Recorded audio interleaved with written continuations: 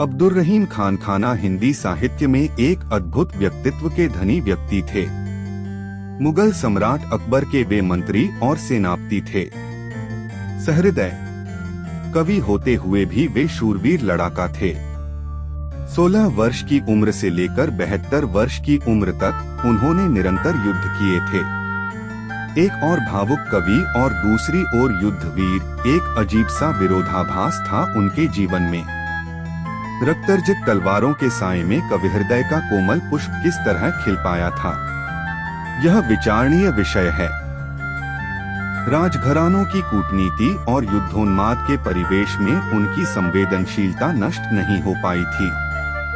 रहीम जन्म से तुर्क होते हुए भी पूर्ण रूप से भारतीय थे। भक्त कवियों जैसी उत्कट भक्ति चेतना, मानवीय संवेदनशीलता, भारतीय परिवेश से गहरा लगाव उन्हें तुकों के संवेदनहीन एहसास से सर्वथा अलग रखता है।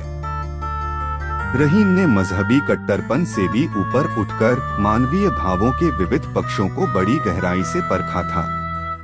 दरबारी परिवेश में पले होने के उपरांत भी जनजीवन के साथ उनका करीबी रिश्ता था।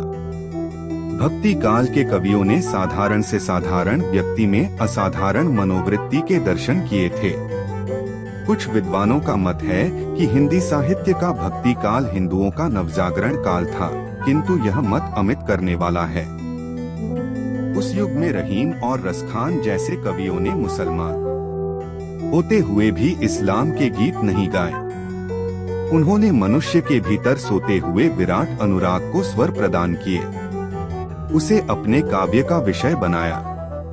संपूर्ण हिंदी साहित्य में रहीम जैसा धैर्यवान और स्वाभिमानी व्यक्तित्व ढूंढ पाना अत्यंत कठिन है।